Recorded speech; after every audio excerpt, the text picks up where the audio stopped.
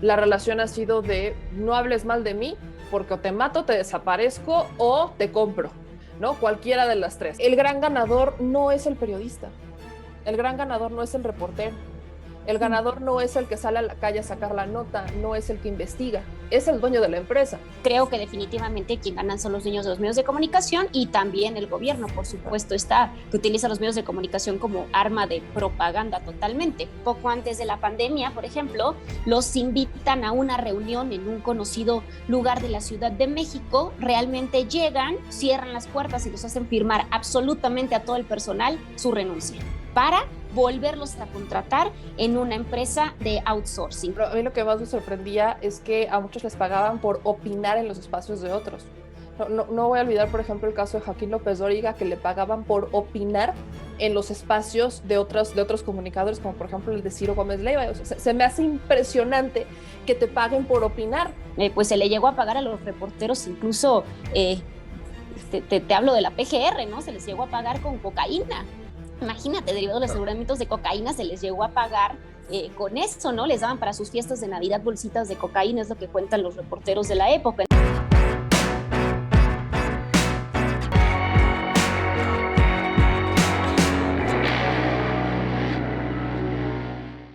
¿Qué tal? ¿Cómo están, amigos y amigas de Revelaciones en la Octava Digital? Siempre un gusto saludarlos en este espacio de análisis, de opinión. Hoy con dos grandes periodistas quienes van a abordar el tema de la ley Chayote, la realidad de los medios de comunicación. ¿Qué daño se ha generado a través de tantos y tantos años de esta relación entre medios y gobiernos? En fin, se encuentran con nosotros, por supuesto, Laura Sánchez Ley. Laura, ¿cómo estás? Muy buenas tardes, buenas noches. Hola Jesús, Meme, un gusto. Muchísimas gracias por la invitación aquí al espacio de la Octava. Un gusto. Meme Yamel, ¿cómo estás, Meme? Muy bien, muchas gracias por la invitación, Jesús. Laura, un gran gusto coincidir contigo por aquí. Oigan, pues yo la primera pregunta que les haría y comenzaría contigo, Meme, es ¿cuánto ha sido el daño en esta relación y cómo calificarías esta relación que ha existido durante tanto tiempo entre los medios, los empresarios de los medios, los mismos comunicadores y los gobiernos, tanto federales como municipales y obviamente estatales? Bueno, es que el daño creo que hasta esas alturas es incalculable. ¿Por qué lo digo? Porque hablamos no solamente de una ignorancia dentro de la propia sociedad, ignorancia de no saber qué es cierto y qué no es cierto, porque la información que se les ha brindado no siempre es la información certera. Son pocos medios los que, pese a recibir cierto dinero del gobierno o estar mantenidos por el gobierno, daban información objetiva y sí hacían esa chamba de entregarle a la gente una información veraz. Lamentablemente, si nos vamos a la historia de la relación entre medios y gobierno, vamos a ver que es una historia bastante fracturada, ¿no? Desde un inicio con Porfirio Díaz, si lo queremos ver desde algún punto histórico, la relación ha sido de no hables mal de mí, porque o te mato, te desaparezco o te compro, ¿no? Cualquiera de las tres. Entonces, eventualmente, lo que antes era un desafío o era un estilo de vida de ver cómo le hacemos, hoy se convirtió en un gran negocio, ¿no? Creo que ese es el punto, que empezó justo como una censura indirecta o una censura bastante abierta, una censura indirecta, y terminó siendo ya un gran negocio para los medios de comunicación, en donde la verdad se distorsiona de muchas maneras. Las líneas editoriales, bueno, me queda claro que cada medio tiene su línea editorial, pero lo que a la audiencia a veces no le queda claro es cuál es la línea editorial, a qué intereses responde tal o cual medio.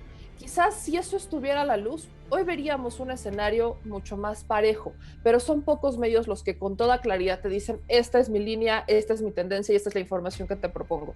Ahora, lamentablemente, si nos salimos a la calle y le preguntamos a la gente en qué medio confías, hoy la gente te dice muy pocos medios de comunicación, ¿no? Son pocos medios de comunicación a los que hacen referencia, pero cuando les empiezas a preguntar sobre la historia de nuestro país, sobre la información que ha pasado en nuestro país, etcétera, sí te das cuenta que hay ciertos vacíos. Hay gente que hoy por hoy apenas se está dando cuenta de cosas que uno sabía desde hace muchos años. ¿Por qué apenas se están dando cuenta? Porque los grandes medios no llegaban con esa información de una manera que estas personas lo entendieran. Entonces, el daño es incalculable en esta dimensión. en una dimensión en donde pareciera que solo para un núcleo de personas con cierto estatus o con cierta educación académica logran saber sobre lo que pasa en su país, logran conocer lo que pasa en México, mientras que para otro sector está completamente rezagada esa información. Claro. Y eso aunado a todo lo que por supuesto ha conllevado el que los medios de comunicación estén bajo los intereses muchas veces de los gobiernos, que en vez de cuestionar o de hacer mucho el trabajo de investigación, eviten publicar ciertas notas con tal de proteger al que les está pagando un cheque, ¿no? Mi querida Laura, ¿cuál es tu primera lectura? Pues mira, que eso yo creo que es un tema muy complejo y yo creo que desde, no sé, desde la perspectiva periodística yo siempre he sido defensora, por ahí he tenido varios pleitos en redes sociales, porque siempre he defendido esta parte, ¿no? De que creo que periodistas buenos hay en absolutamente todos los medios de comunicación. Sin embargo, no podemos dejar de lado, totalmente de acuerdo con lo que dice Meme, que los grandes medios de comunicación también se han olvidado de repente de las audiencias, lo han hecho durante muchos años e incluso se han olvidado de los periodistas que trabajan en estos mismos medios de comunicación y se han dedicado a fortalecer estas grandes relaciones con el poder, con el sector empresarial. Eso es una realidad, sobre todo los grandes periódicos del país, ¿no? Que sabemos que históricamente muchos de los líderes de estos periódicos históricos pues han estado todo el tiempo del lado del poder y podemos ver estas grandes portadas, ¿no? Y creo que, por ejemplo, el tema de la publicidad gubernamental tiene muchísimo que ver justo con quién está en el poder y cuál va a ser la relación que va a sostener, ¿no? Tenemos grandes periódicos, por ejemplo, recordemos el periodo de Calderón, donde Calderón básicamente dijo, no directamente, pero ya no quería ver más fotos de repente de colgados, de gente asesinada, de operativos militares, y entonces desaparecían. Pero en cambio, cuando quería reforzar la estrategia de seguridad o quería hacer algunos cambios en la política de seguridad, pues de repente veíamos todas estas grandes presentaciones en los periódicos. Entonces, creo que definitivamente no queda, ninguna administración está fuera de la relación con los medios, y creo que no importa la línea izquierda, derecha, la que sea, tarde que temprano terminan en la nómina gubernamental estos grandes periódicos y en estos grandes presupuestos de publicidad que, si bien han ido bajando, se mantienen, y los favoritos pues siguen siendo casi siempre los mismos. Ese punto también iba en este momento. ¿Quiénes son los ganadores? Ya hablamos de un daño que dice Meme es incalculable. Pero entonces, ¿quiénes son los ganadores, Meme, de este negocio? De ese negocio son los dueños de los medios de comunicación. Hagamos un análisis muy simplista, si lo quieren ver así. En administraciones pasadas, ¿quiénes eran los medios que más ganaban, que más presupuesto se les daba? Estaba el Universal, por ponerlo en un top, el Universal, y algunos comunicadores, independiente del medio, del dinero que se les diera, Estudios Churubusco, Televisa particularmente. Pero si nos vamos a esta administración, vemos que quizás el que más dinero se lleva es La Jornada. Entonces ahí tiene mucho sentido lo que dice Laura, que al final es, sí, la relación gobierno-prensa sigue existiendo, aunque es cierto que esta administración le está dando mucho menos presupuesto.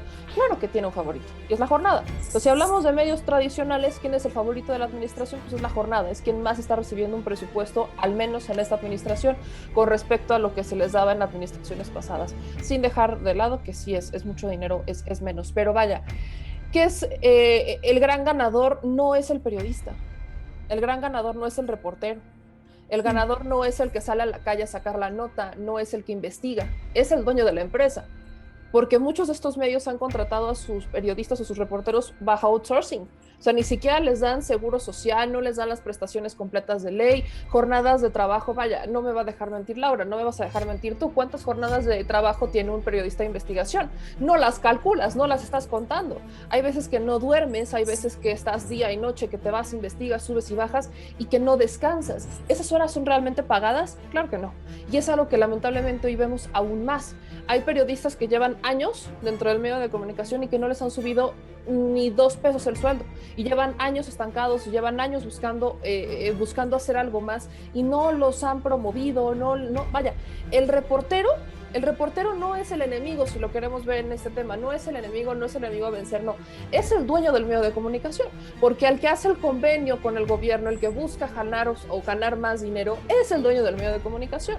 él es el que termina vendiendo a su medio como de dame más, y es también el que manda a su reportero muchas veces a hacer preguntas, a sacar la nota, una nota editorial de una u otra manera, están las mesas de asignación, y todo siempre va con la línea que el de arriba dice, y hay muchas veces en donde también se les da libertad a los reporteros y no se han valorado las notas que han sacado los reporteros, que son completamente de ellos. Entonces, el que gana es el dueño de la empresa. Yo nunca he visto a un dueño de una empresa de medios de comunicación bajarse el sueldo, bajarse la nómina, para que gane más el reportero, que gane más el periodista. Siempre se queda el dinero estancado, es como un cuello de botella.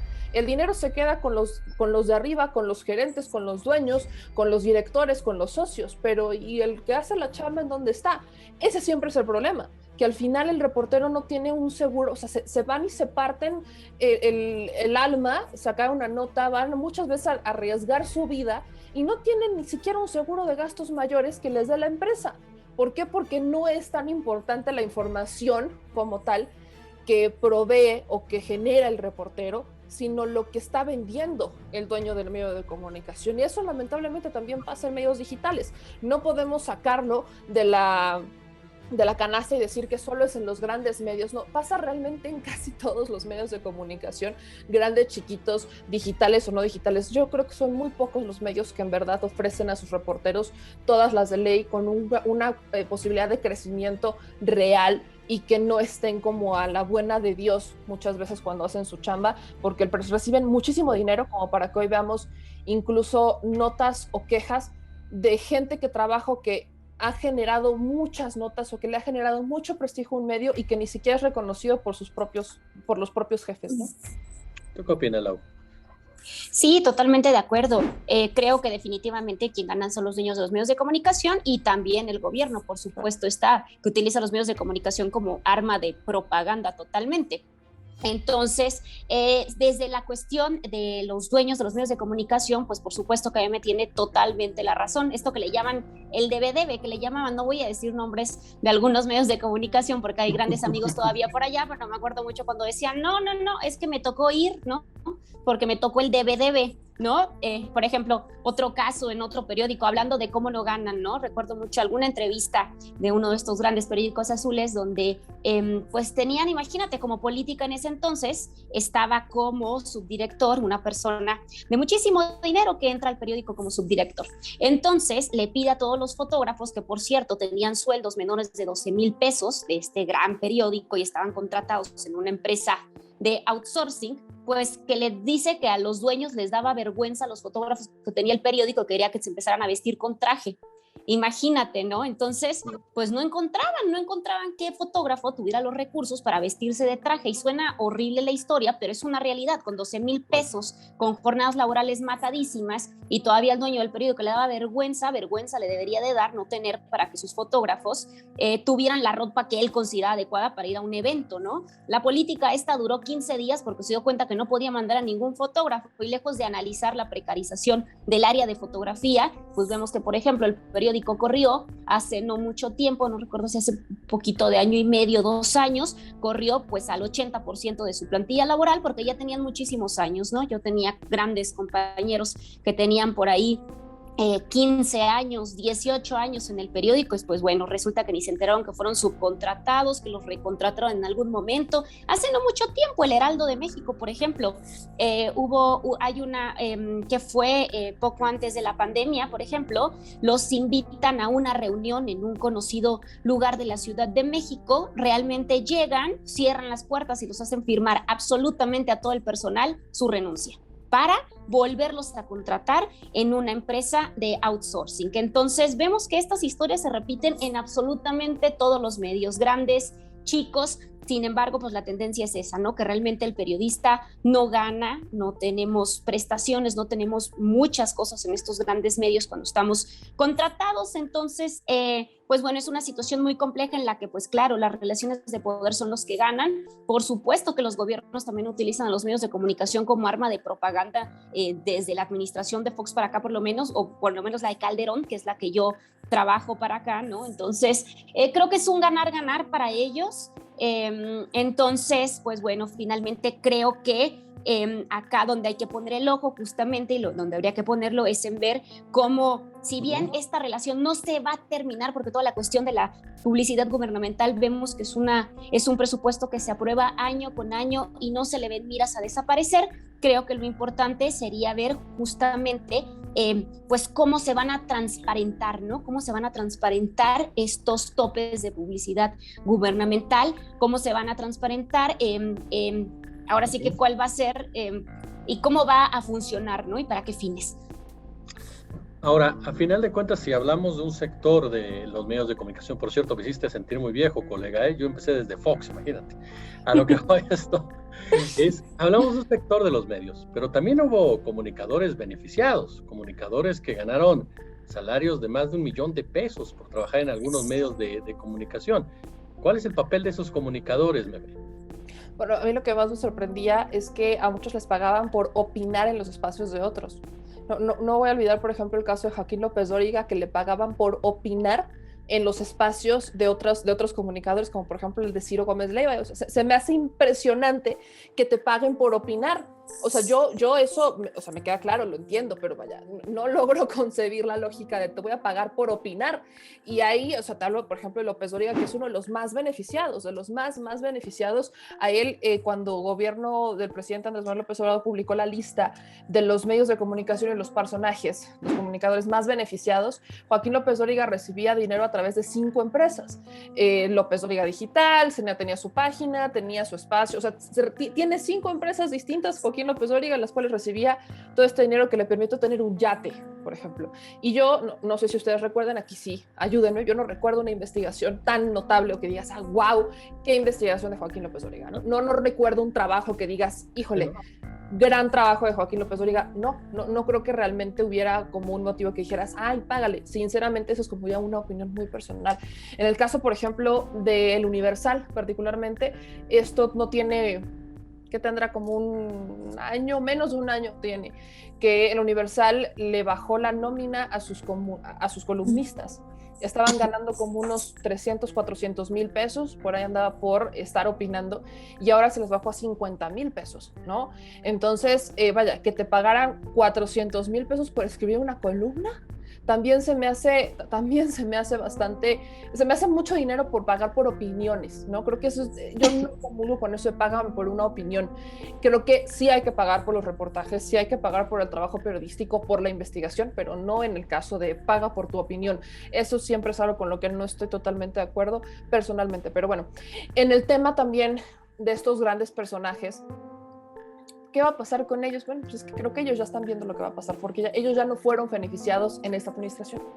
El caso de Joaquín López Dóriga, bueno, ahí sí ya no estamos viendo que se le pague a Joaquín López Dóriga o que se le pague a Adela Micha, por ejemplo, que eran algunos de los que estaban en esta nómina, ya no se les está pagando a ellos y se las han visto complicadas. Hay un comentario de Adela Micha en sus programas que dice, pues es que otra vez me tengo que parar a las 6 de la mañana a trabajar, ¿no? Después de tantos años de no hacerlo, otra vez me tengo que levantar a las 6 de la mañana.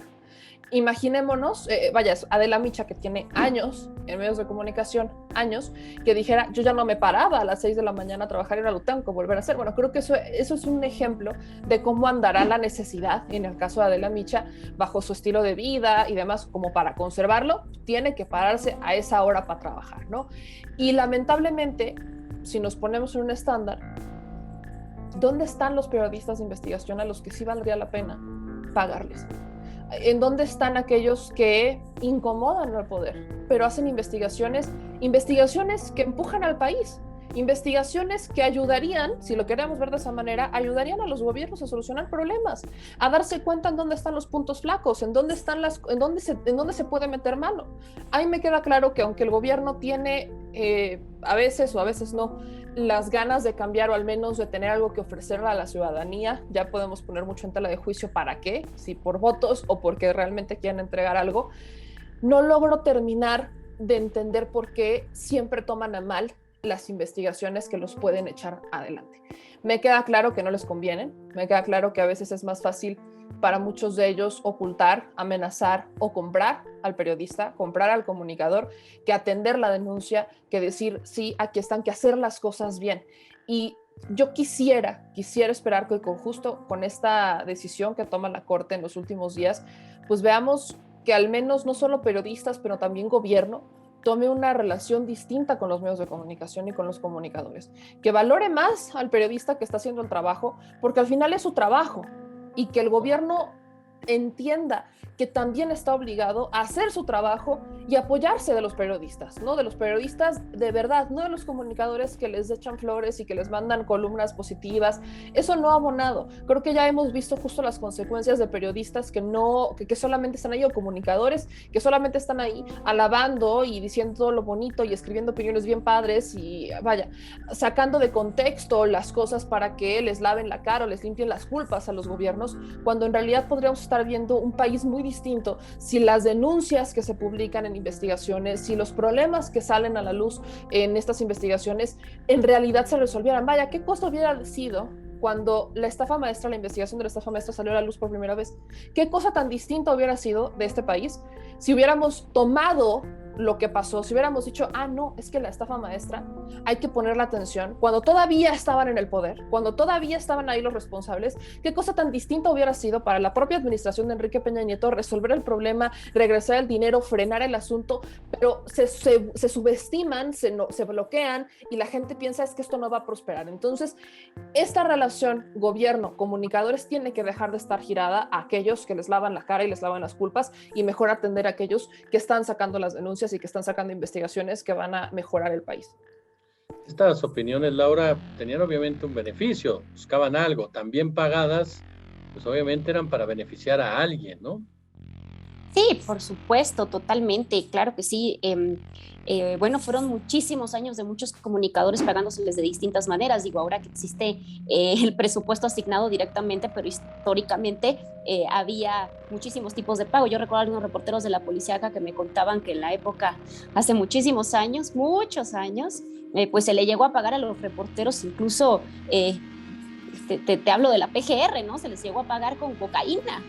Imagínate, derivado de los aseguramientos de cocaína, se les llegó a pagar con eso, ¿no? Les daban para sus fiestas de Navidad bolsitas de cocaína, es lo que cuentan los reporteros de la época. Entonces, digamos que ahora hay sueldos tasados que podemos encontrar y que ahora incluso podemos conocer a través de la ley de transparencia o a través de la de distintos procesos. Sin embargo, pues siempre ha estado el reportero que ha vivido del gobierno, ¿no? Recordaremos este libro de Enrique Serna, ¿no? El vendedor de silencio, justamente, que habla sobre la historia de este reportero de Excelsior. Entonces, creo que, bueno, finalmente también hay, ¿cómo no? Eso es algo a lo que no nos podemos tapar los ojos los mismos periodistas. Quisiéramos vivir en esta utopía de que el periodismo solo responde a la gente, ¿no? Cuando esto pues tampoco pasa. Hay de todo, exactamente. Entonces, creo que también ha habido gente muy beneficiada y que incluso, pues bueno, aunque ahora, como bien dice Meme, ¿no? Ya no reciben estos grandes sueldos,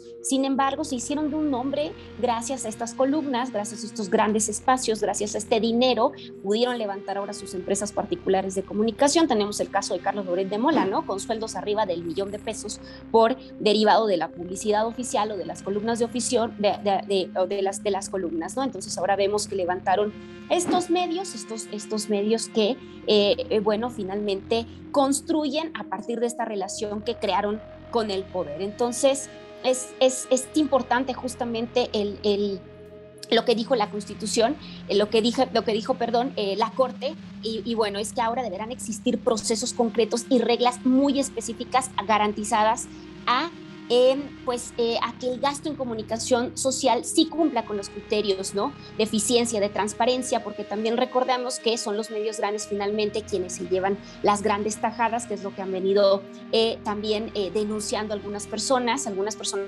con medios un poco más chicos, sobre todo con medios digitales, por ejemplo, que pues señalan que si bien ahora las audiencias han ido cambiando, ¿no? La gente no ve tanta televisión como se conecta tanto a YouTube, ¿no? Por ejemplo. Entonces sí va a ser muy interesante ver cómo responde el gobierno. Yo recuerdo un foro que se realizó hace algunos años, tú recordarás, Jesús, Meme, recordarán cuando matan a Javier Valdés, que se realizan una serie de foros en la Ciudad de México donde se traen a periodistas de todas partes del país. En estos foros, justo el debate fue la publicidad gubernamental, qué hacer con la publicidad gubernamental. Y yo recuerdo que decenas de periodistas, y no solamente estoy hablando de los directivos de los medios, sino de la gente que está en la calle, ¿no? Que finalmente es quien tiene el contacto con el político y quien tiene que responder muchas veces por la publicidad que recibe el medio. Yo recuerdo que hubo muchísima gente por allá, entre ellos yo recuerdo que en mi mesa estuvo Anabel Hernández justamente, y se abogó mucho por la desaparición del presupuesto gubernamental para medios de comunicación. Se opinó que era la mejor solución. Sin embargo, pues es una utopía, esto no va a pasar porque, como te comento, siempre hay distintas maneras de recibir dinero gubernamental, ya sea por encima, por abajo, por donde sea, ¿no? A través de dádivas, a través de los carros. Mira, yo me acuerdo incluso cuando el Universal antes rifaban casas, por ejemplo. Yo conozco periodistas que tienen ahorita sus casas, son las casas que rifaban en la posada que justamente el gobierno en turno donaba para las posadas de Navidad. Entonces, creo que justamente siempre va a ser la constante, va a estar este tema constante y latente. Sin embargo, pues creo que la decisión de la Corte abre la puerta para que empiecen pues a transparentarse de mejor manera esto, que si bien ya ha habido muchísimos avances, antes ni siquiera sabíamos cuánto se repartía, es importante ver cuáles van a ser las pautas durante los siguientes años, al menos en esta administración. Oigan, y ya para finalizar, les quiero hacer una pregunta a cada una y con ello concluir. Meme, el periodismo militante y el periodismo oficialista de otro tiempo, ¿es lo mismo? ¿Se comparan? ¿Son similares? ¿Cómo los leemos?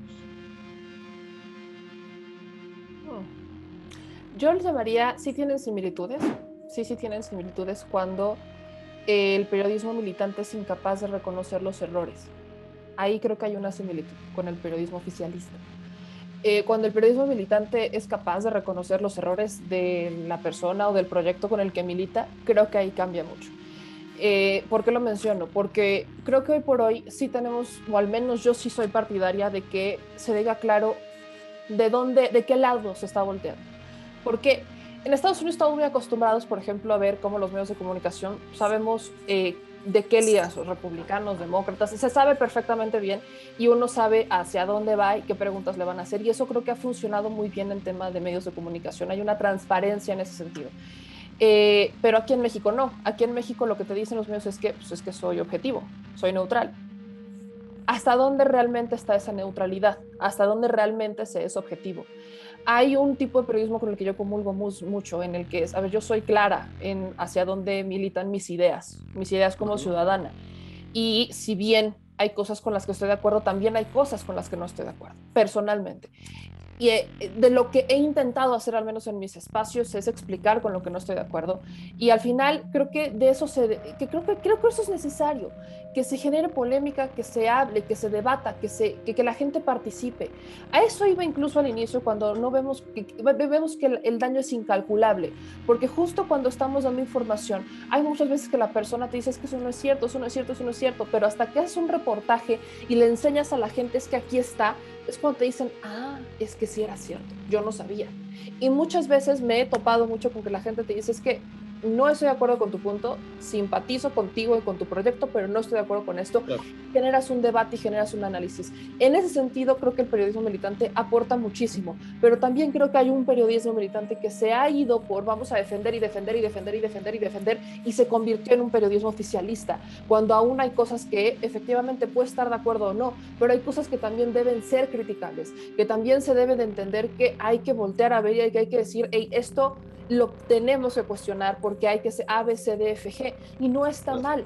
Lamentablemente en los tiempos en los que estamos pareciera que ir en contra de la mayoría está mal, y no es así. Tenemos que entender que de esta diversidad de opiniones salen grandes cosas, salen grandes ideas, salen grandes aportaciones y se empuja a un país que ha estado por mucho tiempo en ruinas. Entonces, ahí es en donde creo que sí hay similitudes, pero creo que también habría que avanzar mucho más en la transparencia sin dejar de lado el cuestionamiento y la crítica, que también es bastante sana. Laura, cierro contigo. Jesús, pues la verdad no creo mucho en el periodismo militante, pero creo porque lo miro desde una perspectiva romántica todo el tiempo al periodismo. en muchas ocasiones no es realistas, pero me gusta creer que no debería existir. ¿Por qué? Porque yo creo que al poder se le cuestiona sin importar el color, sin importar quién es la persona que está sentada ahí. No importa quién está, no importa la administración, no importa quién esté. Hay que hacer una revisión constante desde el periodismo, eso es lo que yo creo, una revisión constante para sí, en efecto, recalcar las cosas que están sucediendo y ayudar a construir un mejor país. Yo creo en el periodismo desde esa perspectiva. Entonces, me es muy difícil, la verdad, y lo veo desde la administración justamente de Enrique Peña Nieto, no, lo veo desde Calderón, ¿no?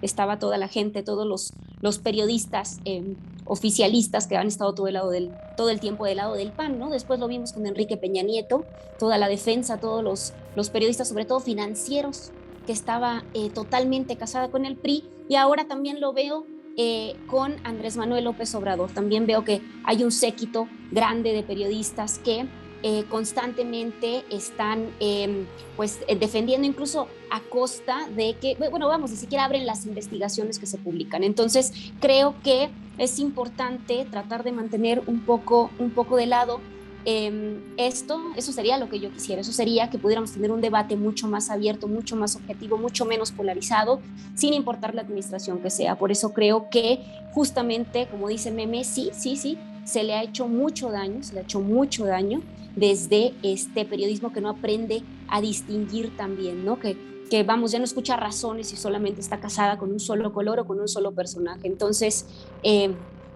eso sería para mí, pues, digamos, te digo, desde la perspectiva más romántica, lo que desearía. Mi querida Meme, llamé Laura Sánchez Ley. Ha sido un placer para su servidor platicar con ustedes aquí en Revelaciones. Muchísimas gracias. Gracias, Lau. Un gusto coincidir, Meme. Muchísimas gracias.